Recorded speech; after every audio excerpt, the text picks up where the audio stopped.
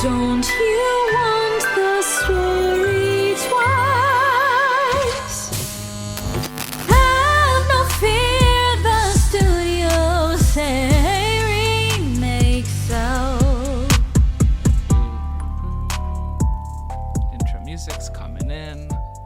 Classic Disney sound. Hilarious lyrics. Hello and welcome to episode 6 of our little bonus season for Once More with Feeling, the live action Disneys and their live action remakes. Today we're looking at Freaky Friday. I'm Gus. I'm improvising. This isn't going great. I'm not doing great. Wow. It's a podcast about great original movies, and they're often not so great remakes, although this week it might be a little bit different. I'm Gus. I'm a screenwriter, improviser. What else? What's today? the third thing? New kitten owner. Have Yeah, I that's said good. that already? That's good. Yeah. I don't think you have. He's eating his wet food right now. He's so cute. He's like 9 weeks old. I love him. That's peak kitten cuteness. Yeah. He's perfect. And I'm Mariana. I'm a YouTube film critic and media scholar. And we have another guest today. Woo! She's a filmmaker and the face of the YouTube channel Door Monster, whose upload schedule is a serious point of envy for me. It seems like you got your shit kind of locked down in a big way, and that's really great for you. It's Kyle Sullivan. Thank you so much for being here. I've been struggling to write today, so that was a very nice thing to hear after the hours I spent trying to get my script out. That's appreciate it. a very rare It's part of the YouTuber nice- economy that we all provide for each other. We all have to, Yeah, and rally then each other Mia's from like- time to time. Mia's like the non-YouTuber. She comes in and is like, he's a fucking moron. No, Can't you're get not his fucking- intro straight. Yeah, no, it's a nightmare. I put out way too It much, way too many things, way too fast. Honestly, And it's never enough, is it? no, it's not. Oh my god. You also have an Owala water bottle? I do. They're I the have best an ones. Owala water bottle. It is. I hate most water bottle shapes. Owala is the only one that I can actually stand to use. Yeah, it's delicious. I've got it a makes gin the water mule. taste that much better. This episode not brought to you by Owala. Call us. We're talking about Freaky Friday today. I think most people, at least most people over the age of 25, know the Lindsay Lohan one and the recent sequel, which we will cover in a Patreon exclusive episode. Ooh. But unless you watched that one Community episode, I don't think a lot of people know that there was an original movie in 1977. I So we're certainly gonna talk do about not. it. Yeah? Did you found had out no when you idea. like... Yeah, no, I thought I assumed that was just like something that Disney did when I was a kid. I had no idea there was like a previous Yeah. version of it or a book or anything like that. Yeah, very much My- like The Parent Trap that way. I was excited because Yeah. I saw Jodie Foster was in it, which it turned out was a little premature, maybe. Yeah, that was a surprise Wasn't to me quite too. as excited afterward. Oh, wow. So rude. Jodie Foster in Taxi Driver. She filmed Taxi Driver roughly at the same time as this movie. Yeah, for sure. So I don't know if it was premature. What? Or No, your excitement. Your yes, my excitement. for her. excitement. Oh, okay. I thought you meant like What, her she was acting too- abilities? No, Yeah, she was she was fine. too She was young. great. She was one of the best parts of this movie. Great. Let me tell you a little bit about 1977 before we Mm-hmm. start talking about the movie. 1977. So look, listen. Technically, the movie released in LA in 1976 in December, but it went wide in January of 1977. So that's what I'm choosing to go with. 1977. Cold War still going on, still happening. I think the Soviets are in Afghanistan, doing stuff in Afghanistan. Remember Rocky like 4 is dedicated to the brave soldiers of the Mujahideen, or one of the Rambos, one of the Sylvester Stallone movies. Is that true? Yeah, one of them. I don't What? remember, but it's hilarious. Like at the top of the Which movie, in front of the sly credits, this movie is Stallone devoted to movie the brave is soldiers of the dedicated Mujahideen. to Mujahideen. This country has such a short memory. Rambo 3. Oh my god. Okay, so that is like a solid 11 years later, so I could be very wrong about it. But in weird case that you it happened at forgot, all. in case you forgot, Sylvester Stallone personally dedicated a movie to the Taliban. precursors. So that's fun. The Spain is doing like a 3-year transition to democracy. There are some attacks by fascists, and the communists are legally recognized for the first time since the 30s. That's cool. The U.S. introduces the Department of Energy, I guess to keep track of all the nukes. The space shuttles are being test flown on the Boeings, which is super exciting. Still a lot of optimism about space flights. Speaking of space flights, Voyager 1 is launched. Do you all remember Voyager 1? Vaguely. Vaguely? It was such a huge deal in my elementary school. I don't like space. When it like... I was born in I don't like space. 1992, so I know of it. That's Yeah. not around. When do you think I was born? I'm not sure. Gus is younger than me. I was Yeah, born in but 93. We're all very similar ages. Here. Okay, When do you good. think I was born? Oh, well, you were talking about it like you I were just- I there. I remember- wasn't going to make any assumptions.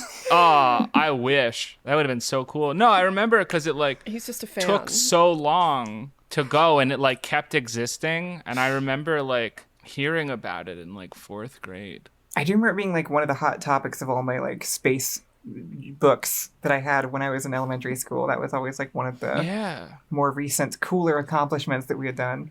Yeah. Can I tell you something crazy? Voyager 1 is still operational. Oh, that is crazy. It's I've been heard that. That is the one with like 39 all the years? stuff attached to it, right? Like if aliens find it, then they like have a little introduction to humans I have or whatever. no idea. Maybe, but they're Like in that they're other Jodie Foster movie. yeah, it had a bunch of like stuff on it, and now like 2 instruments are still going. That's just awesome. That's so cool. The soccer legend Pele finally retires, and Star Wars comes out. So that's a pretty Oh, that was the monumental- same year. Oh my god. Yeah. Yeah. I was trying to figure out. I was learning things about the 70s through watching this movie. Honestly, it was Yeah. interesting, kind of picking up little pieces of the culture that I was It's a great Yeah. time capsule because it's like, unfamiliar with. yeah, it's it's one of those movies that because it's not timeless, you know, it's like really Yeah. dated in a lot of different ways. The woman's job is at home, but it's important. Yeah. That's the 70s. And so it's like it's fun to look at and pick up all these like really weird little sort of cultural expectations that existed in the Yeah. 70s that Because really don't it even- is a very you know what? Let me talk about this movie, and then we'll talk about That's a good plan, the Gus. movie's time Let's capsule. structure So our here's podcast. here's a here's a very quick synopsis of Freaky Friday. So Jodie Foster, little teenage twerp, super tomboy, and her mom, who's the most attractive 40-year-old I've ever seen in my life, both think the other's life is just swell. At one point, while they're separated and not together, they say, "I wish I could switch bodies for just one day." And then they do, and they find out that both of their lives are more complicated than they thought. Jodie Foster, as the mom in Jodie Foster's body has to like take tests and play field hockey and navigate teenage politics and water ski for her dad's real estate show at the end of the movie. Ultra 70s thing to do. Jodie's mom has to take care of the dog and deal with the drunken and thieving housekeeper and the carpet cleaners and the mechanic all come into the house. And then she has to cook a meal for the husband's big real estate deal at the end of the movie. They learn their lesson, which is that the other person's life is not as easy as they thought. And then they switch back, but oh no, they've switched minds instead of bodies. No, instead of switching minds, which they did at first, they switched bodies. So now Jodie's mom is water skiing as herself, and Jodie is driving a car. Teenagers can't drive cars. There's a police chase. They drive into the lake, and they save Jodie's mom, who was like ended up paragliding somehow after knocking over all the other water skiers.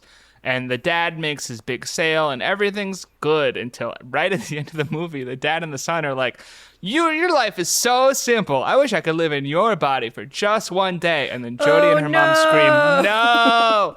And it's a freeze frame, and that's the end of the movie. Man, it's okay. It's fine. Yeah, you know, like- I tend to cover things like how in my videos I try to compare movies from when I grew up to movies now and sort of highlight like what has happened in the industry for certain standards of quality to have fallen off over the years. And this movie was actually kind of an optimistic reminder that it has not been like a steady incline or decline at any point, and it has actually gone up and down fairly sporadically over time. And it was kind of nice seeing a sequel that improved, or a remake that improved on the original movie. I'm very excited for that. There's a problem that people have with art in particular, where like as time goes by, like culturally you just forget bad art. So it's very easy to like look into the past and be like, wow, like the movies in the 70s were so good. And then like not only did Freaky Friday come out this year, but Pete's Dragon came out this year. Okay, I was going to bring up Pete's Dragon. We covered every chance we get, yeah. Which we covered before, and Pete's Dragon out-earned Freaky Friday by $10 million. Oh my god. Here's another movie 1970s that did really money? well. That's insane. 1977, like you have like Annie Hall, which Woody Allen aside, excellent movie. You also have Slapshot. That's now it. you go, what's Slapshot? What's Slapshot, Gus? That's exactly the point. Who remembers? It made $28 million. I mean, truly the worst. I think people forget that the worst thing a piece of art can be is forgettable, truly. Yeah. You know? Like, truly bad art can come back around, you know? You can look at an Ed Wood movie and be like, this fucking slaps. I love this. You know? And it can, like, define the aesthetic of a generation. But, I mean, that's why most of the things that are being made right now, basically everything that Disney has been churning out in the past, like, 5 to 7 to 10 years, people are just going to forget it exists altogether. And that is the worst thing it can do for its company. It's hard to say, like, from an artistic perspective, saying like the worst thing it can do is forgettable is also even hard, I've found, because of how many things are forgettable. Like, I don't think, like, I know Star Wars came out in the 70s, but I had no idea most of what came out then, even if it was like a great movie to like like a small group of people. Things get forgotten all the time. I've thought about this with like I really liked Bo Burnham's Inside in 2020 when it came out, and I remember watching that thinking like, oh, this isn't going to make it past the year. Like, this is one of the most impactful things I've ever watched at the exact moment that I watched it, and everyone's going to forget that this happened so fast because it's irrelevant unless you lived through these like 8 months. Oh, definitely. Definitely. Yeah. I think the distinction is maybe that movies like that, it, like, influence the people who see it in the moment. Like, not all movies are meant to last forever or whatever, but it's like a movie like Inside has such an impact on the people who see it at the right time for them, who then go on to make, you know, other stuff and be and that's how it's sort of carried through. Yeah, this is not that movie. No, this feels much more like the modern Disney stuff, where it was kind of like, it was interesting watching a different decade's like cheap like summer movie to like keep the kids entertained for a couple hours kind of thing. Yeah, like the pacing's really weird. It's the same thing that the energy that Pete's Dragon is giving is like, sit your kid down for a long time. You know, because we don't have the internet, we don't have video games, and like you need to keep them inside because there's fucking serial killers about. Because it's the 70s, you know. You go to the mall to like get the hot new dress of the summer, and you don't want your fucking kid rubbing his greasy hands on everything, so you throw him in the theater. Yeah. Or her. You throw her in the theater too. Or her, right? Sorry. The pacing is really weird. It's super slow. Like that, we're spending so much time in every single scene, going through every single. It's one of those situations I couldn't find, like, because it's kind of, I don't want to say a throwaway movie, but it did not make it to like the Disney vaults. This is a movie where if you search Freaky Friday, you get the 2003 remake. Yeah. You don't get the original.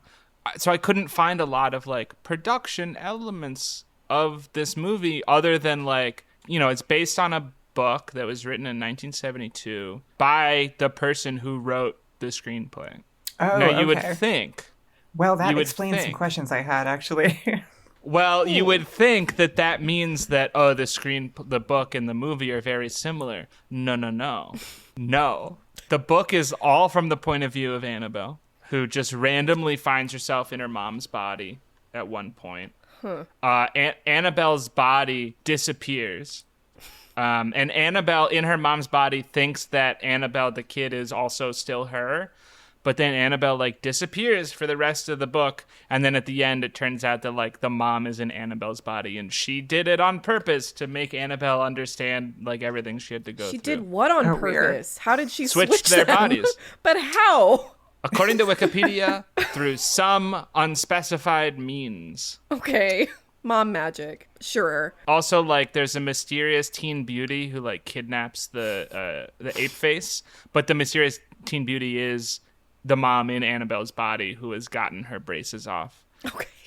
Okay, so she got her braces off and now she's pretty.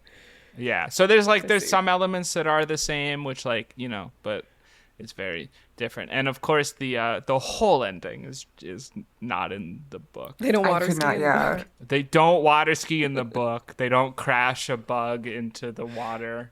There's not a police chase with like multiple, and may I say, very inventive wrecks of the cop cars. There's I a part actually- where they chase. Yeah.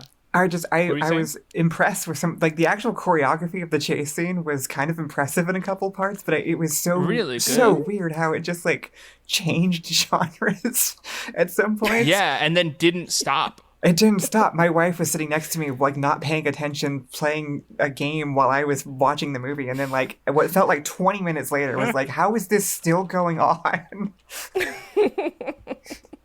We have to watch. One hijink is not enough. It's got to be like Yeah. 3 or 4 Mul- if we're in the 70s. multiple hijink. There's a part where they're chasing Annabelle. If that's still her name, I don't remember. I just think of her as Jodie Foster through is the LA Annabelle, River, yes. whatever. And because they're in a smaller car, they like shove through a tunnel very easily, and the cop car like goes through the tunnel, and it comes out as a triangle. I did like that. That was impressive. Do you, Noticed do you remember that. that? No, I Yeah, checked there's- out pretty hard. I gotta be honest. Yeah, that's fair. There's the part where Annabelle's swerving the car back and forth, and then decides to go like right on a fork, still in the river, and the cop car smashes into the middle barrier, and it splits the car in half. I do remember that. And the cops get out and hug because they were so surprised that they live. That is a weird thing that's happening in a lot of these 70s live action movies, at least coming from Disney. I wonder if it's the same from other studios where it's like we're mimicking slapstick, like cartoon slapstick, you know? And I don't know if I like that so much. It's kind of the same thing that happened. So, Kyle, we watched the Shaggy Dog for the first episode of Oh yeah, okay. yeah, and there's a lot of that in no, it's not the Shaggy Dog. It's Flubber.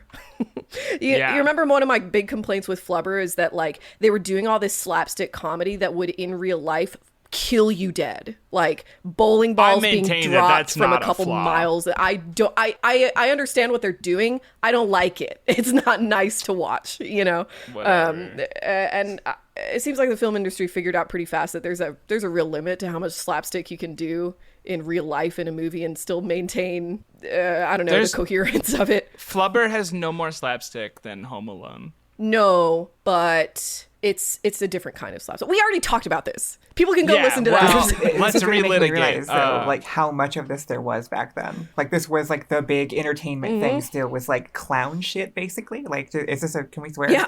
What kind of podcast is this? Oh yeah, totally. Please. No. But yeah, like clown acts essentially. Like joke. that's what it felt like. It was just still weird, like vaudevillian. I don't know, Three Stooges Right. kind of stuff. Like where they were just like. They would do a very basic plot, like what happened in this one. The plot resolved itself, and then there was like another half hour of just Looney Tunes for some reason. Yeah, just smashing things and people together. Which is like fun, I guess. I don't know. Yeah, in the 70s, well, your idea of fun. It does just kind of go back to just like, Hilarious. I guess leaving your kid in the theater so you can go shop in the mall or whatever, and then they're taken care of.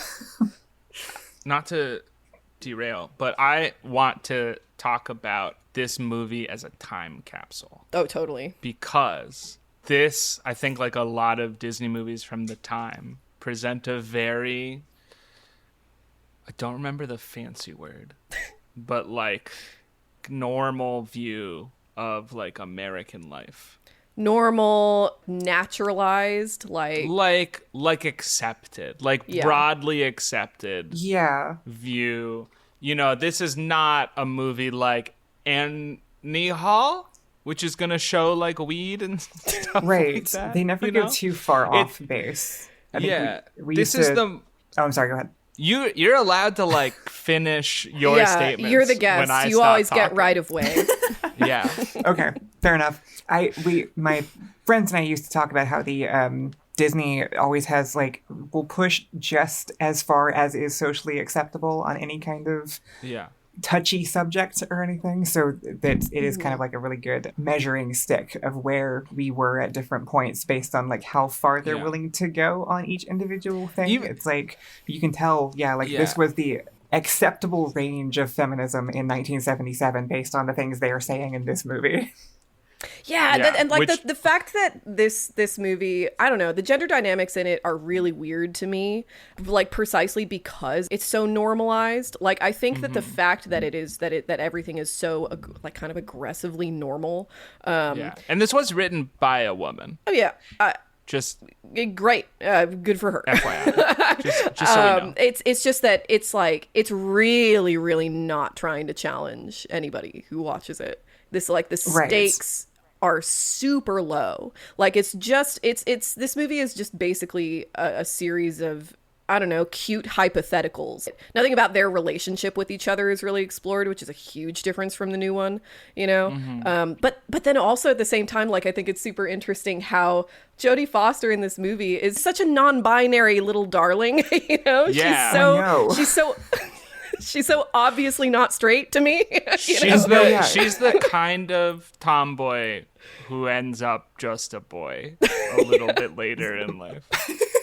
My first thought was like, that's a lesbian. That's a little gay girl. That's not. Yeah. Why would she be interested in the boy across the street? Yeah, And at some point it had to be 1000%. like, oh, this must just be the alt style at the time, like the way that they're doing Lindsay Lohan's like rocker thing later in the later. movies. Exactly. And I think it kind of was, you know, like I kind of wonder how, man, this might be a super reach. So like nobody pay attention to me if it is, but like, Okay.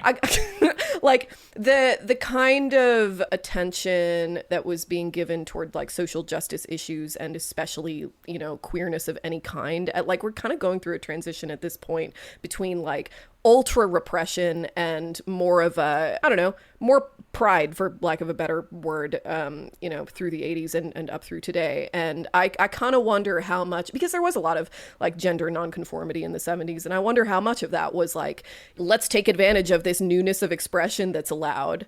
And, Right.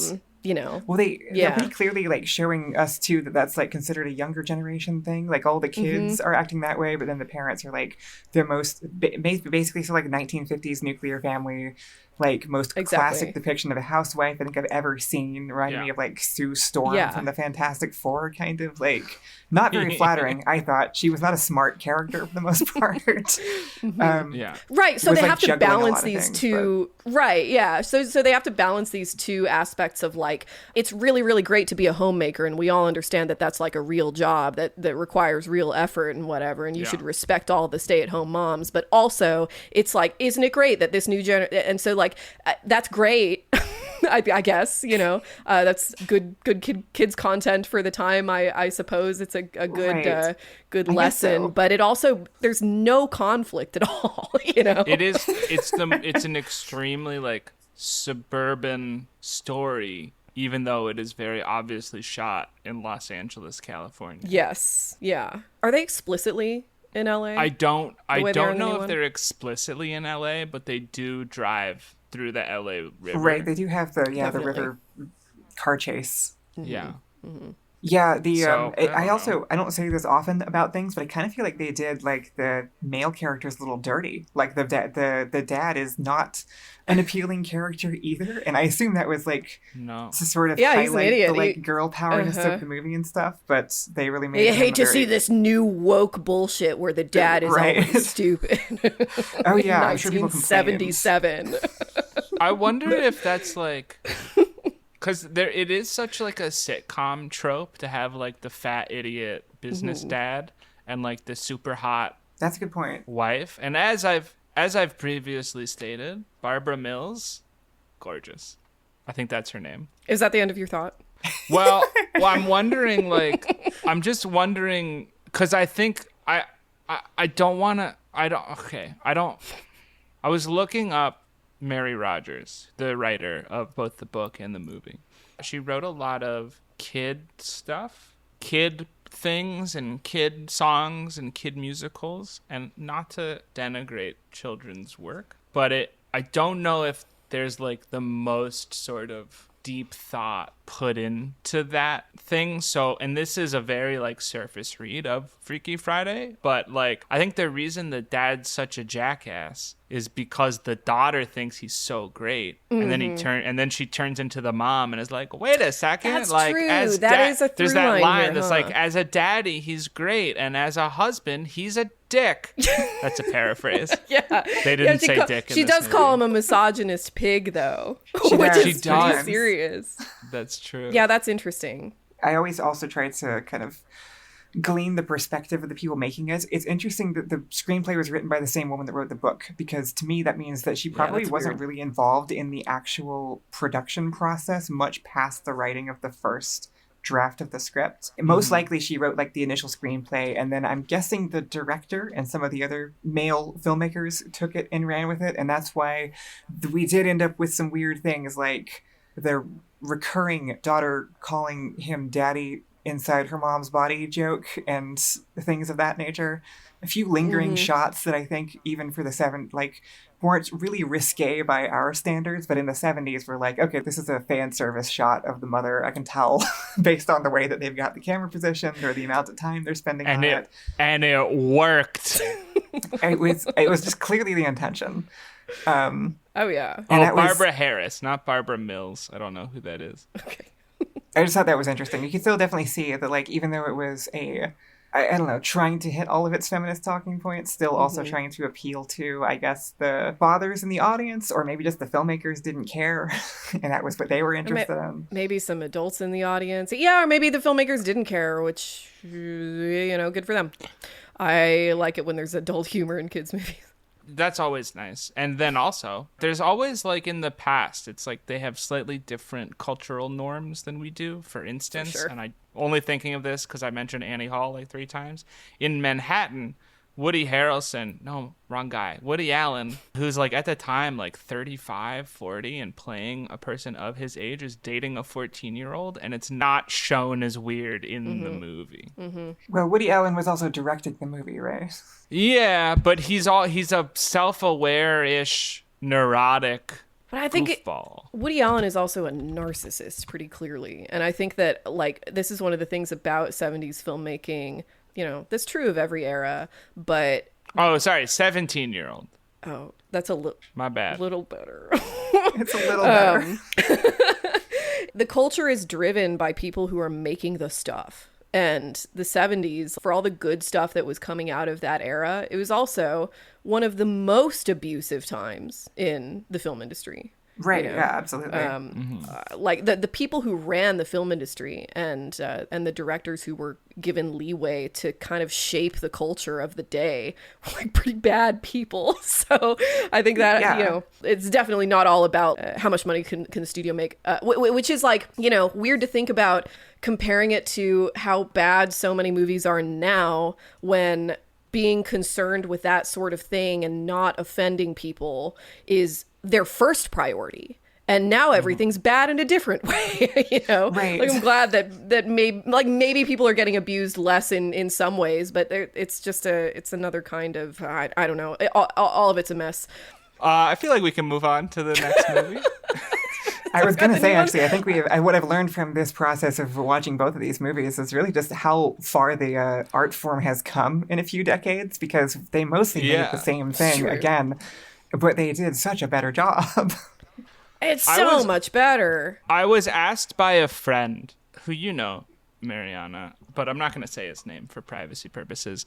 After seeing so many movies, what have we determined what makes like a good remake from a bad remake? And I told him that we hadn't really seen, I don't think, any remakes that like significantly surpassed the original. I'd say Parent Trap did.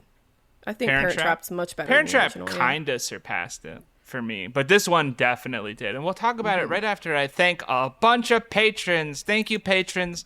You're the best. If you want to be a patron, give us money by clicking the link in the show notes that says support us and then filling out all the details. People like, oh man, I wish these names were easier to pronounce. Ignigno. Very good. Ignigno. That one's also my mom. Brassica brother. Username. Coda. And then the rest of them I said, you'll hear it next week. When our Poltergeist episode comes out. Whoa, spooky. So much fun. Oh, it's my turn, huh? Yeah, it's your turn. Yeah. New movie. Yeah, Freaky Friday comes out in 2003. Let me tell you about 2003. Pretty big year. A lot of stuff happened in 2003. Didn't we invade Afghanistan in 2003? Or Iraq? Iraq, yeah. Iraq. We started with Afghanistan. We toppled the Hussein regime pretty fast in Iraq, but then stick around another 20 years or so, picking up the pieces, trying to prop up this government that we established there that nobody wants. And Successfully. Oh, nothing very has ever bad successfully, happened. Nothing. It can only good happen. We finished mapping the human genome. There's a bunch of arguments over cloning and stem cells and GMOs in 2003. 2003 is kind of our last big science year, I feel. It's like our last 20th century coded building missiles in your garage kind of science year. Everything that comes after 2003 in terms of science it's not that the science is worse, it's just that society doesn't give a fuck anymore. Because we've got this like bright shiny new war. Did you hear Sam the Genius Altman said that we've reached the singularity? Really? It's happened, you guys. It's happened already? Did you see that Elon the Genius Musk said that by 2036 robots will produce so much stuff that money won't exist anymore? Yeah, and everybody will literally everybody. have everything that they want. Is it weird to you that the stated goal of the big capitalists is robot communism? I've said this, I don't know if I've said this on the podcast, but certainly on stream, that like I think it's really interesting and a harbinger of the sort of inevitability of certain leftist policies, that everything that MAGA tries, everything that the Trump administration tries in terms of actual policy is literally just a lazy UBI. Our healthcare plan is just to give everybody money so they can buy healthcare. Like the Trump accounts, baby accounts. This is just a UBI. You're just giving people money. It's the same. It drives me insane. Yeah, they really don't have many ideas, do they? It's really just them very basic concepts.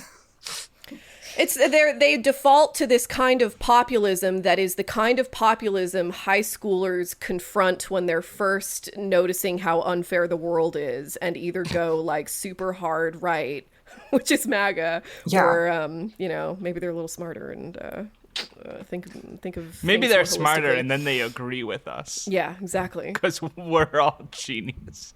You don't have to be a genius to come up with any of this. That's the point. Right. No, yeah. Comparing it to high school like philosophy is pretty accurate, I think. Second Intifada is in 2003. Bunch of people die. Europe has its hottest summer in over 5 centuries. Its first hottest summer. I did not have time to see how. Right, and then that just kept happening. Yeah. The final VW. How many hottest summers has Europe had since 2003? Oh, only 10. Well, my probably God. now 11. 10's quite a bit for With, 20 years. What with what's everything that's happening in France and Spain at the moment? Yeah, that they're burning down, you mean? Yeah. The final VW Beetle is produced. No more of the best car. Didn't they go into a different model? They did. Okay. But it's Yeah, still it's like shaped longer like and sleeker, and it still looks Yeah, like a but- bug, but it's But not you're a still cute allowed to bug. punch your sibling if you see it, right? 1000%. Okay. That law is ironclad. Yeah. That's good. iTunes launches. We're like heading into the sort of digital renaissance of the early 2000s. Everybody's pants are sitting on the widest parts of their hips, and everybody thinks it looks cool Doesn't look cool. Everybody can see your butt crack. This movie is about a teenage girl named Anna and her mom Tess, who do not get along. Freaky Friday. Yes, Freaky Friday is about. Tess is a very successful psychiatrist, and Anna is like this grunge punk garage band kid. This is Jamie Lee Curtis and Lindsay Lohan. Correct. It is the day before Tess is going to get married to Ryan. Her first husband and Anna's dad has died in some unmentioned way 3 years before. The inciting conflict here is that Anna's garage band is up for an audition for the Wango Tango showcase, but the audition is the next day at the rehearsal dinner. Oh no. So they During get the rehearsal dinner. That's what I said. You said at the rehearsal dinner. During the rehearsal dinner. During the rehearsal dinner. So they get in a big fight about it, Anna and Tess do. And at the restaurant... At a Chinese restaurant. Chineseness is important. Are you going to keep the doing film. this? Yes, I am. The night before the wedding, they go to a Chinese restaurant. The owner gives them both these magical fortune cookies that switch their bodies. Hijinks include Tess realizing Anna's English teacher really does have it out for her because Tess turned him down in high school. Anna is put on TV to promote Tess's new book and is a surprise hit. The entire movie conspires to arrange a really weird sexual awakening for Anna's crush, whose name is Jake, who's played by Chad Michael Murray. Is that his name? Mm-hmm. Not Murphy. Right? Yes, yeah, Chad Michael Murray. Oh man, I'm an old. Who likes Anna but is very attracted to Tess because she is actually Anna on the inside. At the rehearsal dinner, Ryan finally tells Anna and Tess that she should go to the audition because he's a good guy. He's a good stepdad. But of course, Tess can't play guitar, so Anna plays backstage, and they're both a huge hit. Back at the rehearsal dinner, Anna as Tess, gives a very touching speech welcoming Ryan into the family, and that's the thing that switches them back. They're supposed to be, like, selflessly loving toward each other. Tess and Ryan get married, Jake and Anna get together, the band plays the wedding, and the Chinese restaurant owner tries to give Anna's... It ends the same way as the original. Almost. Minus the Orientalism. Almost because Pepe, true hero of the movie, yes, and the daughter of the mystical Chinese woman, tackles them to the ground like a linebacker before they can open these fortune cookies, and that's the end of the movie. And it's so good. Yeah. So this was directed by Mark Waters, who also directed Mean Mark Girls. Waters? Yes. Also directs Mean Who Girls. did- Comes out a year later. Mean Girls? I just said that. Oh. Initially, Annette Bening and Michelle Trachtenberg are cast as the leads, which I can see, sure. And I guess pre-production goes on long enough that they both have to back out for scheduling issues. Tom Selleck was also supposed to take Mark Harmon's part. He was supposed to be Ryan, but then he dropped out after Annette Bening dropped out, which kind of made everybody panic. Like, oh God, is this actually going to happen? Lindsay Lohan was apparently not a shoo-in for this. Like, they did not. This is not a Lindsay Lohan vehicle. They auditioned a lot of people, and like, I read this interview with, I think it's just Mark Waters. The interviews with. And he just comes out and says, like, oh, yeah, she wasn't the best audition. But that's really crazy because I remember thinking how they did all the actors I thought nailed it, and that they're awesome. They're awesome. The movie. 100%, yeah. But she, the thing was that I guess she had really, really good chemistry with Jamie Lee Curtis. Let's see, I pulled a quote here. The director said Curtis's casting ended up saving the movie because her energy and also her chemistry with Lindsay, the two of them have a lot of aggressive energy, and aggression is funny. They were not scared to get into it with each other. That's kind of missing. They played from off the of each first other really one. well. I actually remember thinking the so same good. thing.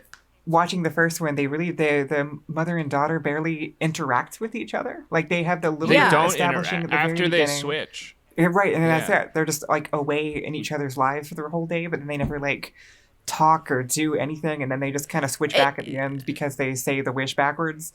And I thought they did such a better job in the new one of like making their relationship the central point of the whole story, and like the resolution of the curse being that they have to come to understand each other's struggles and everything. And then the actors just did such a great job bouncing off of each other. Like in the first one, it truly is as if the movie is trying to avoid conflict, like I don't know, like somebody who knows if it was the original writer or the studio or the director, or like somebody made the decision for Annabelle and whatever her mom's name is, oh no, for them to not interact enough that it's clear they have a bad relationship, as they should if there's going to be any conflict here. And in this version, they don't have a good relationship at all. They are at odds, which they have to be in order for any of this to work. So in the original, it's just like they both happen to say at the same time, like they're like daydreaming about what they imagine each other's lives are, and say, I wish I could whatever. But in this, like, the stakes are way higher because they actually have something to prove, Yeah. They do such a so good job establishing them too, and like exactly why their relationship is kind of rocky but savable. Like the dad dying and like the conflict with the new boyfriend, and the mom being just like really busy and not managing to actually clear the runway for any of that to happen in like a healthy way was, I just think, done really remarkably well. I was not expecting, because I remember watching it when I was a kid, and then going back and seeing it again, I was like, oh, this holds up way better than I expected. This is a great example of like a particularly excellent first act of a movie. Yeah. I agree. In that, like, it's very clear, like, the relationships are super clear. The stakes are super clear with the wedding rehearsal and the band and everything. All that stuff is super clear. It's like, we talked a little bit, in the other, especially Disney remakes that we've covered, of like Disney adhering too much to sort of traditional screenplay format, especially when it's like a little messing around could have made it more interesting. This is an example of like super traditional format, has that midpoint. Act 1 does exactly what an Act 1 is supposed to do. It turns into Act 2 like exactly around the 25-minute mark. But it's like, this is what it looks like when it's done really well. And I think it's like, for people interested in writing movies, I think it's a really good example of like that kind of Hollywood style script. Yeah, maybe actually more so than a lot of the fact that they had to like go through a bunch of different actors and pre-production took longer makes me think that may have played into the quality of it a little bit. Like, they had longer to work on the script. Generally, if you just give the artists room to breathe, things turn out better, which is why like season 1 of so many shows is great, and then season 8 ruins the whole thing because there's like a bunch of pressure to get your everything wrapped up as quickly as possible. Yeah. And so the extra time probably helped. Yeah, I mean, the casting process is part of the creative process. Like, that is what chemistry means. Like, you're putting a bunch of actors together and just seeing how they kind of play off each other in a way that's not immaterial. Like, immaterial means unimportant, but like literally non-material. Like, you can't describe it because it's something that is in the moment and ethereal. Kinda. Just like whatever aspect it is about art that you just sort of take in emotionally and aesthetically, and you can't put into words, because if you could, then you wouldn't be making art. Yeah, especially with the actors. I think there's so much bad everything can be carried by having really good gripping performances. And I can't think of many examples where they didn't prioritize that it didn't super pay off. Like, the entirety of The Office worked this way because of how much time they spent preemptively, like making sure everybody like meshed together and could play off of each other well. Yeah, how much time they spent on the script for this? It went through a lot of rewrites, and is another quote that I pulled from Mark Waters. He said that the script they had at the time was about a girl who wrote for the school paper who wanted to get an interview with Gwen Stefani at the House of Blues, and her mother was a psychiatrist. And the first thing I said was like, why are you making this version of the movie? You have a nerd daughter and a nerd mom, and they're basically switching places in age in nerddom. You gotta have the rebel daughter and the straight-laced mom. That's gonna be interesting. And he's so right. Yeah.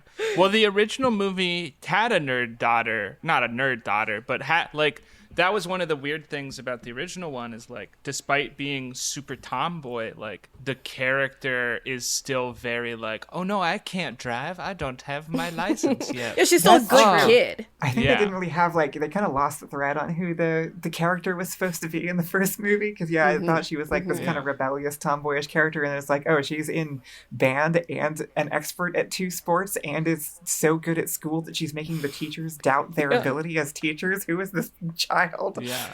Yeah. She's just non-binary. That's it. It's yeah. But in this one, there is actual conflict. They are at odds. You get the feeling that Tess wishes Anna was different, like a different person. That she's they're kind of embarrassed by each other. Right, yeah. Which is Yeah. And is serious. Those are serious stakes. then that makes their interactions also a great choice and a huge difference from the original. So good, because really, like, I think this is, not to talk about like writing again, but this is an example of like a really great style of comedy where there's one joke. The joke is the only joke in the movie is that the mom and the daughter have switched places, but because it's expressed in so many different ways that all like make sense. Like a lot of times when I watch older comedies, it's like there's a part that's like supposed to be funny, but it's like I don't understand why this is happening. Like it's thrown in because like, oh, it's comedic when like in the middle of a rom-com the guy needs to like play with the niece and then is like ends up covered in cake for some reason. That doesn't make any sense. But for something like this, like every bit I know works, what you mean, even actually, for something though, that yeah. kind of It's the difference Yeah. between just like throwing in like a cartoon gag because it's a thing that will get a laugh versus like the concept Yeah. itself is inherently humorous, and if you just explore it from every angle, you can find all of that within it. And I think that's why it was so weird that in the first movie they didn't interact at all, because there's so much to be Right. done with that moment of just having them Yeah, I mean, it's see each other Yeah, it and seems like freak out. Yeah, it seems like intuitively the story wants to be a mother-daughter story, and weirdly it seems like Right. the first one just kind of isn't that. Like it should be about their relationship, not just the shit they get up to. I wonder if like I don't know any 50-year-olds. You don't know any 50-year-olds? That's not true. I don't know any American 50-year-olds. How old are your parents? 60 something and 71. Okay. All right, fine. Continue. But okay, let's go with my parents. My parents had a very different relationship with their parents than I do with my parents. So I'm curious if, and this is something maybe I should have looked up, but we're just going to ignore that. If the relationship between like kid and parent in the 70s, like when Mary Rogers was writing this book, was like very different, and there wasn't like an expectation of personal connection the way that it started to exist when all 3 of us were born. That's I do interesting. think You know, you're and, right. and we had Because What? my parents always like my parents' trauma growing up was being mostly ignored, like being detached from their family. It was like they went to Yeah. work and they left you at home. Like my mom literally had to spend an entire summer by Latchkey herself kids. at one point. So Yeah. I think the detachment was definitely there, which I think I'm not even sure that means that the script was poorly written in the first movie so much as it was. Maybe it just wasn't the era to be telling that story. Like, because I do Yeah, think like is it wouldn't- like, clipped that's- to be a yeah, that's mother and what I'm- daughter relationship. yeah. That's Right. That's what I'm saying. Is like it wouldn't Right. have made sense given how parenthood worked. Yeah, it was an Back uncomfortable then, time maybe. in the United States of America, I feel. Yeah, Like a lot of for sure. changes. It just, the Vietnam War had just ended. Like there was that like big concern with youth culture and how, I don't know, it just kind of seems like that movie sort of sidestepped any actual conflict because to me, it seems like it's a movie that sort of doth protest too much, and they avoided it because they knew that if they put those two characters, the mom and the daughter, in a room together, they would want to fight. And they There's a can't lot have more that to because it's a kids unpack. movie. I think too, that they probably didn't want to get into in their Disney summer movie. Yeah, but yeah, I mean, in this one, it's very straightforward. Tess is very straight laced and very sort of traditionally. Well, I mean, traditionally, if we're going from like the '80s standard of like greed is good and women can achieve, and isn't that great? Yeah, you like know? power She's like, Women are feminist just style, like men. Exactly. Yeah. Yeah. Very like second Literally wave. just like men. Yeah.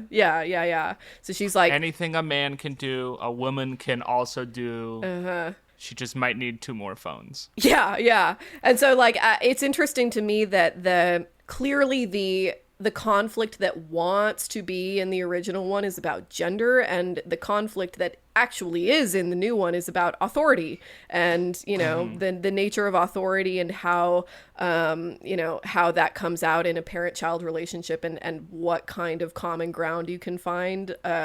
Like Anna has like the anarchist symbol sewn onto her back, you know, like she's a Right, garage band yeah. kid. Like it's not a political movie in really in any way, but like the optics are there, and the question of how much pushing against the power structure of your family and like society as it is expressed through your family, you know, compared to the sort of like love and care and respect you owe members of your family is really interesting, because like they both have to come to terms with the same sort of. It's a good movie.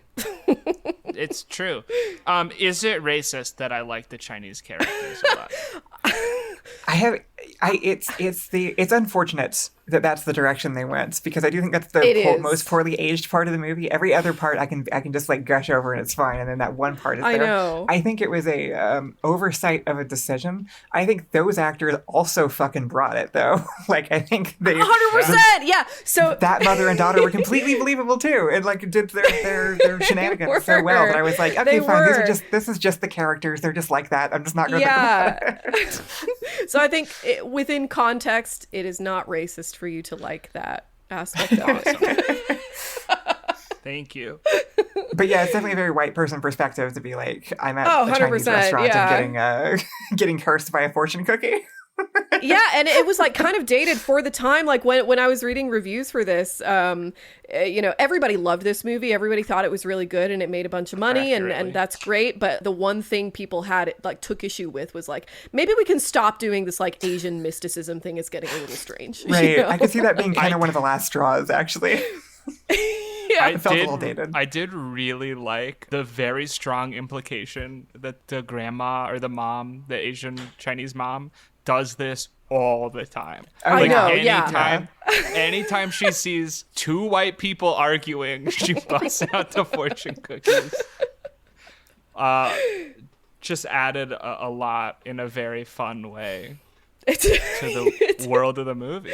It does. It's great. you know, I think I think the core issue with that is that like, first of all, it seems important to specify that this is not a thing in any kind of Chinese or like East Asian culture. This is not real. This is made up for that. And so like that yeah. itself, What? like that It's form not? of racism is kind of interesting to me in terms of like, you know, racism is always interesting to as like a device to explore what white people are sort of anxious about in their own societies and in their own metaphysics, you know, like just switch it's fine. White people can have mysticism too. It's okay.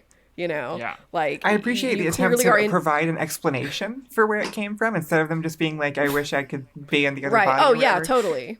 But yeah, it was a little bit surprising that was it's yeah, I don't know. There's no defense for it whatsoever. Like it was just No, kind I of mean- a bad call. Like yeah, like what it would not be a better look. Well, I mean, this wouldn't What- happen because what would you have Christianity done instead? has no sort of affordances for that kind of magic thing. But like, I let's think say that's it. Let's say it why, did. yeah. You know.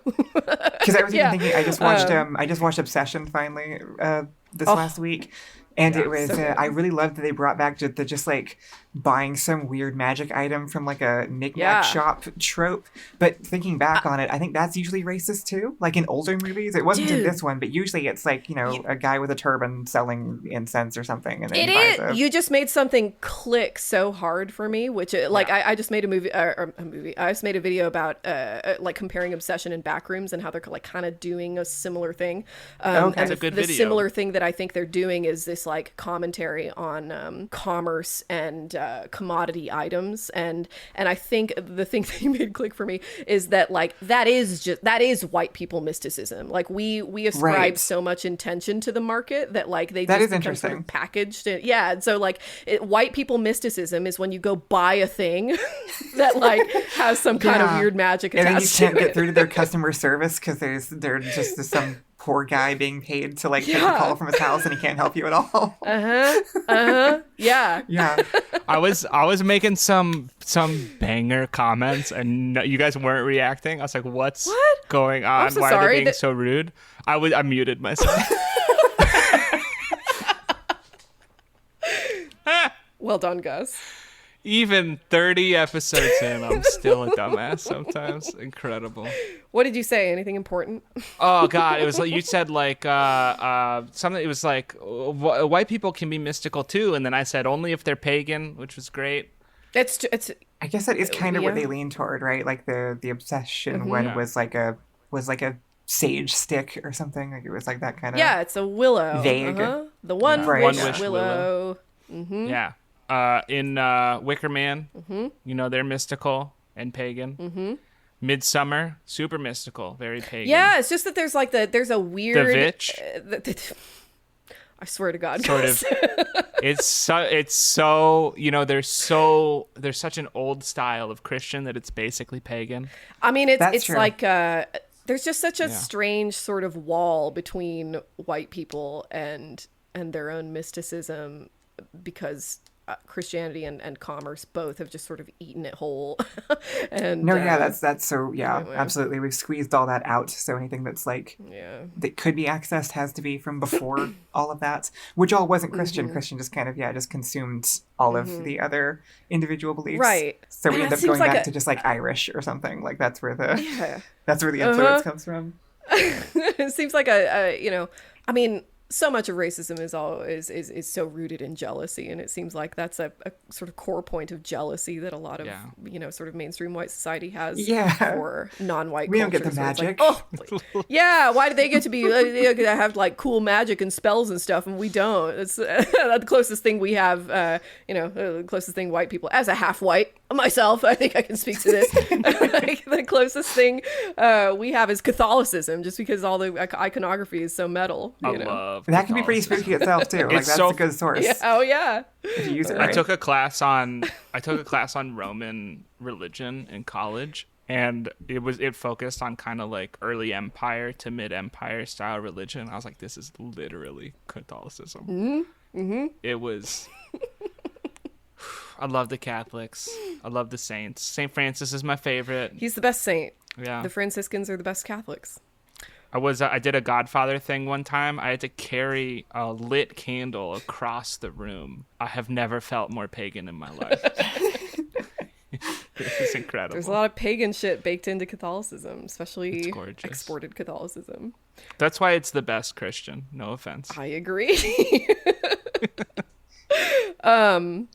This episode brought to you by Catholicism. It's the best it's a pope in a joke. while. Yeah. Yeah, that's pretty cool. Like them else so about far. this First American pope is a good pope. What a shock. Not a shock at all. USA, etc. Trying to think of other What else things. I have about other this notes movie? written down. I liked the brother relationship better in this movie. Just to throw Oh out another yeah, one. it's really good. I don't like the man. Bless his little heart. I don't like the actor very much in the first one. He's like he's too cutesy. His delivery is a little too trite. It's a very sort of mid-century style of child acting that doesn't. Also, what is don't that con me trope? none. Like your little brother who's like too neat and perfect. That's not relatable. What is that situation? Yeah, which they didn't bother to do in this one. But I really love the device of going to the parent teacher conference and her learning that her brother like really likes her a lot and really admires. like that I think too, that's yeah. really cute. Yeah, this movie is full of my favorite sort of species of dialogue. We talked about this in The Parent Trap as well, where the dialogue means something either to the person, means something different either to the person who's saying it or to the person who's receiving it than anybody else in the room, you know? You are such a sucker for that kind of dialogue. I am. Yeah, I think it's like, I really like well-earned cliches. I you might know? be that too. And that's I might a like really that great too, delivery actually. form. I never identified that as like a like a trope or anything, but that is, I think, just a really good use of dialogue. You can pack so much meaning into it by doing that. I liked that they did it a lot in this movie too. When it worked, the setup worked for it because of like being in the different bodies and people expecting to be talking to somebody different than who they were talking to. I think just allows for that to naturally happen over and over again. So when Ryan is telling Anna as Tess, like, you know, how much he cares about this family and how much he cares about these kids and whatever, like, Anna is in a position to accept that as honesty because he doesn't know that it's her. And in any other situation, it, like, if he were saying that to Anna as Anna, she would assume he's lying because she's Right. like cynical little jerk, you know? And he probably wouldn't have said it directly to her. Right. Yeah. I don't know about y'all, but I have that problem with like any sort of artistic output that I do where I don't trust people who love me Sure. Yeah, because they're like, when they tell me they like things that I've made. I Because get I'm that. like, of course you would say that. You like me. So I have been real, you know, my dream as a writer has always been to like be sitting at a coffee shop and hear two people in line like gush over me. I was gonna say, this is the appeal of eavesdropping, is that you get to hear what people think when you're actually when they don't think you're there. I have found people talking about me on Tumblr before, which has been a real mixed bag. Oh, There's been God. some that are like, oh, that's amazing, and then other ones that I wish I hadn't seen. Yeah, will- there's so many corners of the internet that I avoid for exactly that reason. Like every now and then I get the urge to Google myself, and I've resisted it thus far. When I actually give in, that's when I know I really got to take it to therapy. I was really down on myself. I was like having super bad writer's block, like, gosh, 4 or 5 months ago. And I went on the Big Mouth subreddit and I looked at the like mega thread for the episode I wrote, and everyone was so nice and they liked it a lot. It's a and really I good was like- episode. I was like, oh, I am good at it. Okay, That's awesome. maybe I should not give up. Ja- So Lindsay Lohan, if you're listening to this, it's a I really good movie. it is a really good movie. If I can just ruin the moment a little bit, I go for it. think that like it's just sort of a happy accident of this movie that Lindsay Lohan's job is easier than Jamie Lee Curtis's job, you know? Yeah, agreed.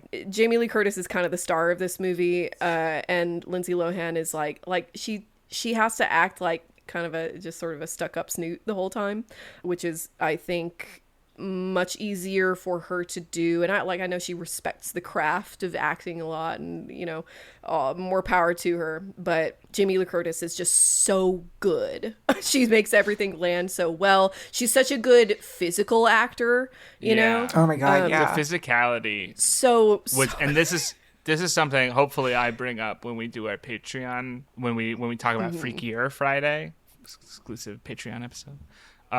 But I was like floored by how much fun like the physical elements of this movie were, because I don't want to say forgotten, but it has let us say that style of comedy has been, and I guess just acting in general, has been de-emphasized lately, and it sucks because it kicks ass. Yeah, it It's really does. hilarious. I think people aren't in the same room most of the time. Like the fact that even just they're Yes. like put in the same space and get to like play off of each other. I think that doesn't happen as often as it used to. No, this is something that we've talked about a lot and bemoaned for most of the Disney season. That so many of the sets just are not there. You can tell, Right. and it's like the argument of the movie to the audience is like, well, just imagine how cool this would be if people were actually in the same room together. It's like, Which man, is that's again your job. why Mission Impossible kicks so much ass most of the time. Yeah, 'Cause usually. you don't have. It's not like, well, wouldn't it be cool if Tom Cruise jumped out of a plane? He does jump out of a plane, And sometimes You he can fucks up the see production how schedule cool it because is. of it. Whatever. It's fine. But he's willing. He's accepted the risks, so that means you have to like it. I do like and it. that's Does I- it of his own I'm actually free will. totally fine with that. Okay, I would good. sooner have the production schedule just moved back. But you know what I would have even sooner than that? What? To just have a stunt double do those stunts that Tom Cruise is that practiced in, so that they don't have to push the production schedule back a month. You probably would come across pretty similarly on screen if you if you did that. Disagree. Yeah. Disagree. There's a Ben, there's I a know you part wouldn't in get the this signature movie where Tom Cruise moves. It could be a little different. you can get his like weird little body like flailing in that particular Tom Cruise way. Yeah. Right. No, you wouldn't. It would be worse.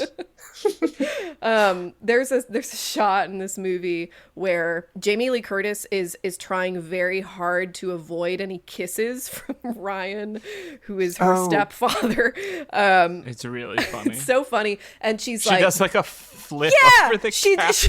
And now she flips over this couch, and like within like you can count the rhythm. She like pops up and delivers her line exactly on beat. It's so good. She's that's such one a of good those actor. things, like, because there's a way to shoot that with a stunt person, but like because she did it herself, I think it just makes that scene so much more special and so Yeah. Yeah, much I more agree. fun. The timing And, like, worked out so much better. Same thing with Tom Cruise in all the Mission Impossible movies. It's exactly the same. I liked it a lot. Do I have any notes?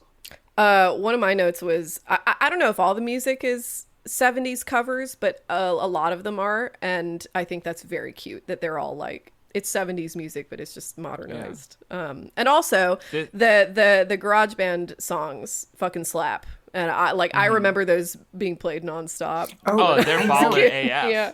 I didn't know the final song was made for the movie. We were Really? that came on. I was like, oh my god, this had to have been made. Like they didn't license that song. This is just from this film, and I had no idea. It was just playing on the radio all the It's time. quite good. Yeah. It was. I wonder if that's also because this is roughly like the music of our collective childhood. So, totally. I like, miss severely the era of movies ending in like concerts. dance parties. Yeah, Dance in a parties. custom yeah, song. Shrek and like every Disney movie and like every animated film. Yeah, custom song or a cover or whatever. Just but like the whole thing was like, and now it's time for the concert. Everybody, everybody party. Everybody dance. Yeah, it's Um, fun. I thought that the climax speech was like quite good. Yeah, it's really. I was expecting it's touching. some cheese when she started talking, and it's like, no, it's like a good. Yeah, I think it's good. like really elegant screenwriting that's basically the only time they ever talk about her dad, you know? Yeah. Like he's sort of mentioned in passing throughout, and you get the idea that he died or whatever. I watched this like 3 hours ago, so it's like very fresh in my memory. And that's the one time where they say like Anna implies that she moved on too fast, you know, but they never give you a time frame. And then in that speech, you learn that the time frame is 3 years. And I think it would have been a worse movie if they had divulged that earlier. You know what I mean? agree. And Yeah, so I it's think you're like right. important in so it's I like never- important in that speech, I think. Yeah, I never felt like I was missing that information at like a key moment or anything. I always had enough of an understanding of what had happened for the context of whatever was going on. I also that reminds me of the effect of like switching bodies. I remember thinking was really like subtly well done in the remake too, where it was just that one kind of swooping camera move and that's it, and you get what happened without Yeah. any like sparkles or special effects or anything like that. Totally. Well, there's the earthquake. Yeah, there's the They're- earthquake, right, but yeah. the actual switch happens after that, where they're asleep and Tess like flops over on her belly, and Anna like That Oh was right, good. yeah, they switched like sleeping positions. That was pretty good. yeah, yeah, it's cute. It's super cute. It was quite good. I thought, first of all, there's a big scene at the 3rd Street Promenade. Like, that's where her shopping spree happens, is 3rd Street Promenade in Santa Monica. Busiest I've ever seen 3rd Street Promenade. It's not a busy space. A lot of Santa Monica action happening in this one. A lot of and Santa Freaker- Monica. Freaker Friday. One of the things I noticed is that this movie is not exactly right? But is one of the more accurate like driving around LA Palisades movies. Like, you know, they drive up to Topanga and then they drop off the daughter at Pali, I think, which by the way burned down in the fires mostly. I did notice a couple moments like they were driving up the PCH and then suddenly they were at like the Pepperdine campus in Malibu, but they were like driving to a house in Santa Monica.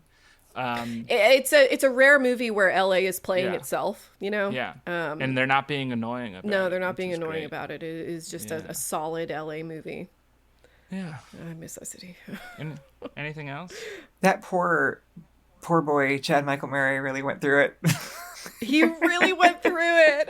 Oh They my did him God. dirty in the sequel. They did do him dirty in the sequel, but I do like that Did they they brought really? him back instead of just writing him out. Yeah.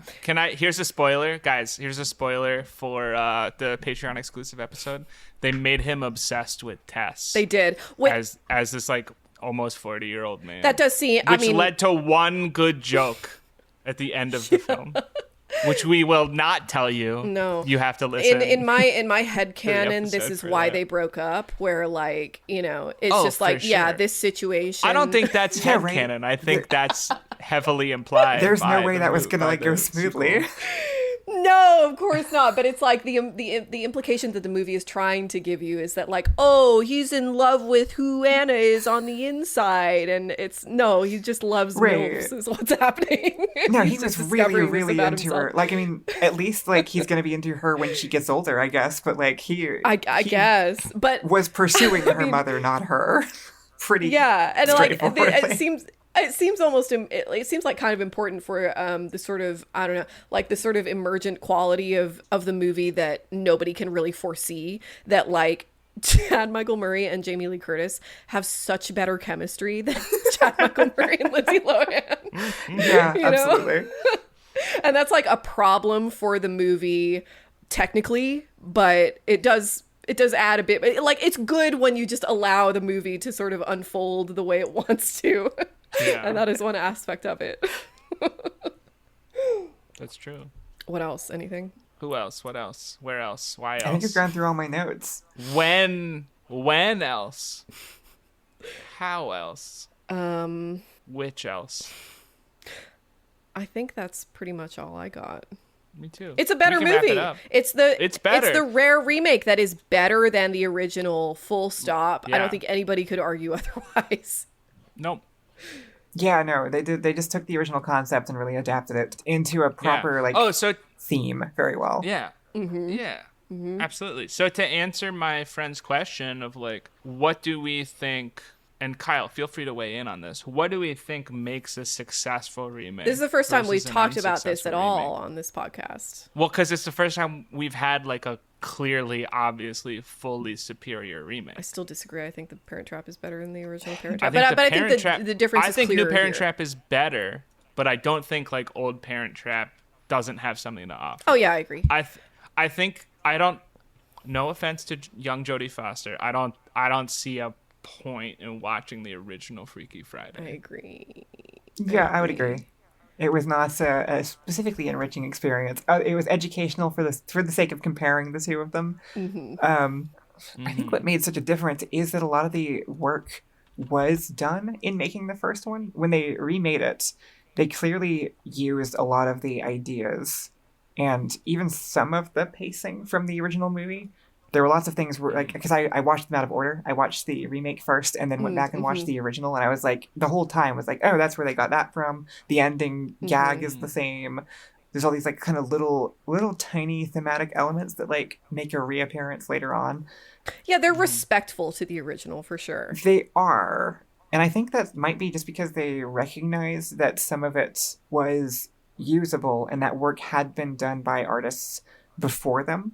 And they didn't try to completely scrap it and start over. They kind of went down to the studs, but they kept the studs. Like they used the pieces that had already been done, but then made their own movie. I think maybe that's the answer to the Yeah. question is like, you do have to make I a think good so. movie from scratch and then use the things that had already used the mistakes and successes from the previous one to sort of inform the new iteration that you're going to do.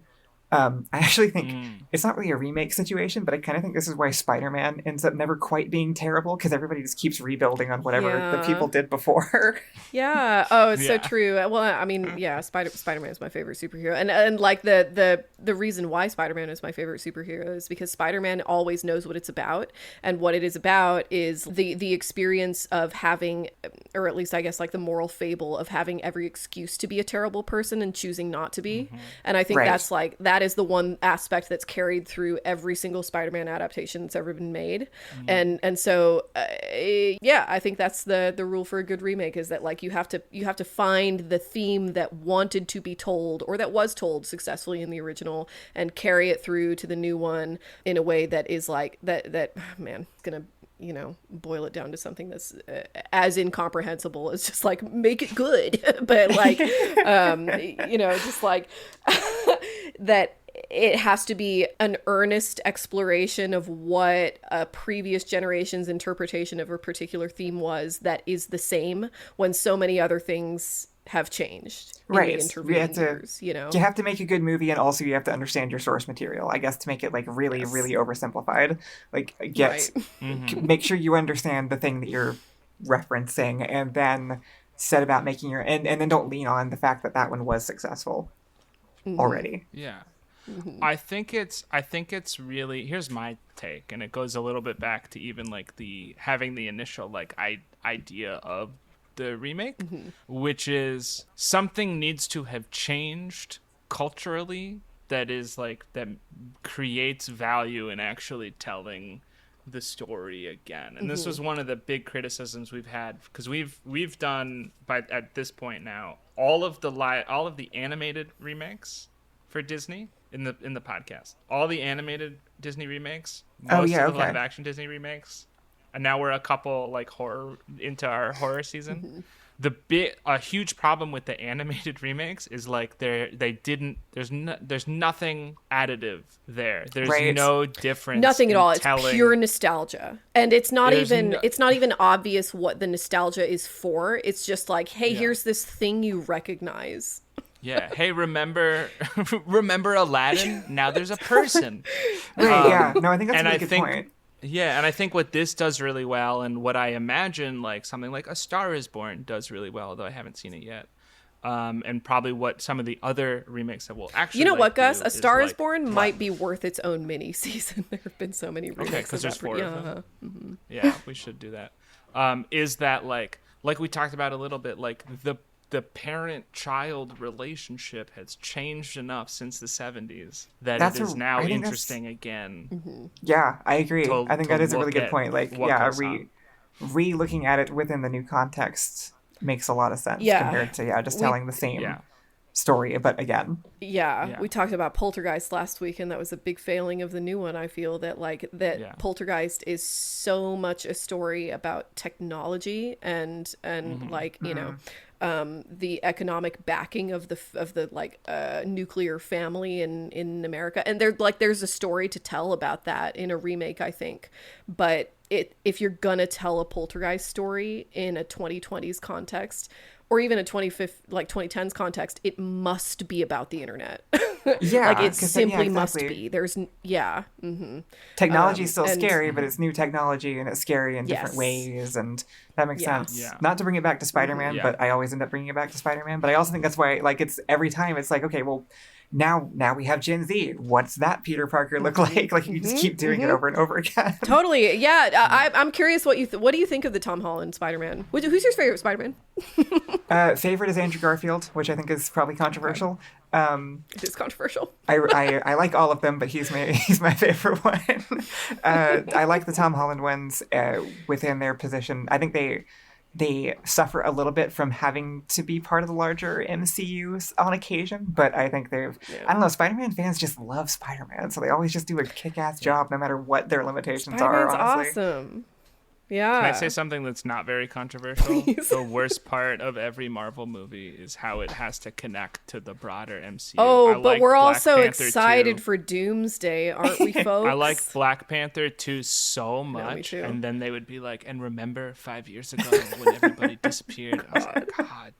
Just let me see the cool sci-fi I know, Atlantean, like I know. Aztecs. I know. Right. Let me see some It's all 'cause Mayan it's- futurism. Are you kidding? Yeah. It was Right. so cool. It's because it's like retroactive now. Like used to, it's like, okay, we're watching like Thor's doing his own thing, and eventually he's going to run into Iron Man, but we can worry about that later. And so, but Yeah. now it's always like we have to reference the whole thing everywhere. What a bummer. Yeah. They could have just continued to do that. They didn't need to go deeper. I think that was their mistake. This is now a Marvel podcast. Isn't every podcast eventually a Marvel podcast? Oh God, everything's gonna be Marvel. Marvel is the Hitler of podcasts. You know, because how every online argument. Never mind. Oh yeah, no, yeah, I got No, that. everything turns into Marvel eventually. No, it's true because because it's just it's filmic cancer. It's what Marvel is, just metastasizes Right. into everything.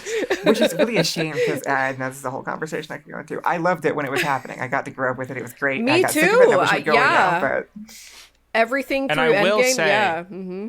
I will say, much like Ryan Gosling, I am willing to write, to work for Marvel. All of that being Gus is said, willing to sell so- out, and I completely Yes. understand. No, I was. Because I won't sell out. It'll be really good. It was exciting when they first started doing that shared universe thing. It was cool. was It's like new. a semi-controversial opinion, I They've- guess, for my social circle, but like that Spider-Man No Way Home is my favorite Marvel movie, and I Yeah, guess that that's was- like a controversial opinion. I don't know. I thought it was great. Okay, so you definitely watch 2003 Freaky Friday. so good. It holds up quite Yes. well. Probably don't watch original Freaky Friday. It just doesn't. No. It won't add anything to your No, life. I was doing laundry watching that. I had to rewind quite. It took me like 3 hours to get through that movie because I just kept like getting up and going doing other shit. It was boring. It is boring. What should people do instead of watching the original Freaky Friday? This is the part, Kyle, where we recommend something: a book, a movie, a TV show, video game experience. I can't think of anything I've watched recently all of a sudden. What you know, take your we'll go first, and then you jump in at the end Okay. and just knock them dead. I have one. Just through happy accident because I also have never I have not seen anything since the last time we did this. But before the last time we did this, I did see the Odyssey, and it's quite good. I'm seeing it on Thursday. It's good. I'm seeing it the day after this episode. My comes out. partner- Also, Kyle, this episode's coming out this Wednesday. Yes. I messed up Oh, our, really? our schedule. That's Yeah. Oh, shit, okay. Yeah. Sorry about that. My partner was I don't know, like he and I were both we're both world-class haters, and we're super excited to hate this movie as well, as the many other things that we hate together and separately, What are some things that you both hate? that we both hate. Yeah. Well, typically Christopher Nolan. And yet Okay, that's interesting. That's interesting because I am also a Christopher Nolan not enjoyer. yeah, I don't love him. I don't love his style. I don't love his writing. I do not like that a cop says, have a great trip, see you next fall in The Dark Knight, and it doesn't make any sense, Yeah. and yet is delivered with such intensity. And I don't like Christopher Nolan, but The Odyssey Can is I ask really you a question? good. How do you feel about Green Eggs and Ham? Fine. Favorably. So you're not a world class hater. What? Is it, You're an okay hater. do true haters hate Green Eggs and Ham? Yeah, they do not want them, Sam and Ham. Okay. I thought you meant the literary material. I also thought we were talking about the book. Yeah, I thought it was like a Dr. Seuss thing, which I was kind of on Ay. board to hear. Yeah, how dare you back me into that corner? No, That was so funny. That was one of the best jokes I've ever made Oh in my my entire life. god! Oh my god! Yeah. Go see the Odyssey. It's really good. It's not like a super incisive take on Homer's epic. It's not winning any literary awards or whatever. It's not like adding anything to the scholarly discussion surrounding the Odyssey. But what it is doing is taking the Odyssey and using it to say something really important and really specific about our own era right now. And I think that it's like fairly brave of Nolan as an artist to have intuited what that story could do, for our current day and what people need to know about. So yeah, go see the Odyssey. It's very good. Cool. I watched something recently that I liked a lot, and it was the other night. It was clearly very memorable. I remember having a really good time. Whatever. I've gotten really into real-time strategy games lately. Okay. So Such as what? gosh, what's a good one? Age of Empires 3 Okay. just hits different in 2026. I was not a fan when it first came out. I was a huge AoE 2 player. By huge, I mean like, I would play, it would be like 1v7, but they would all be on easy and I would be the Byzantines and just turtle and then attack everyone once I was in age 4 because I was like 10. Age of Empires 3, super fun. I've been having a great time. Did you think of something, Kyle? I did. I have kind of a weird pull, but it's I've been getting back into rewatching the first season of Outlander. I think the whole show just ended recently, and I went back to rewatch and started reading the book. And I think the show am really really impressed, kind of along the same lines that we've been talking about, with just like the amount of time clearly spent and care put into like the authenticity of it, selecting the actors. I think they did kind of an incredible job, like bringing the whole world to life. And it's been fun kind of getting into like I think it's known probably to most people as just kind of like a romance novel, but it's like really intense and like plays into like a bunch of like Scottish history and stuff. But has a really good relationship story in the middle of it. It's if you haven't watched it or haven't heard of it, I would recommend it. I'm also covering it in my next video, so it's specifically on my mind right now. Oh yeah. Yeah, I've never read the books, but the show is good. It's solid. It's clear that they're, and I think this seems like an increasingly important theme in modern storytelling is that like you have to care. You have to care about the thing you're making. Irony and cynicism is not going to take you past a C+, if that. If you're gonna really be ironic, you better be sincere about it. Yeah, kind of. We really went through that era. I think like I grew up in this little tiny bubble where like everybody thought it was hilarious to not give a shit about the thing they were talking about, and we went through that real fast, and I think everybody's still trying to do it for some reason. Because it we're over makes it. money or It's whatever. dead now. Yeah, I think it is dead We're now, done. and it's just a matter of the various creative industries needing to catch up to what people I are think so. feeling. Yeah. And you know making, what? Outlander you is know. about somebody time traveling to 300 years in the past and then hooking up with a hunky Scottish guy, and then also Yeah. a bunch of other horrendous things happen, and they don't Yeah. shy away from any of it. I mean, you can make Nice. the goofiest premise really affecting, Yeah, and definitely. That's like the cool, fun Yeah. thing about art. You shouldn't have to rely on something that is already successful and that already fucking tests well with your Right. focus groups. I agree. The sincerity gets added. You can start with any concept basically, and then you can dig into it enough to make it matter. That's kind of what we're good at doing. That's the Yeah, that's the that's human like, skill, is making things matter when they don't.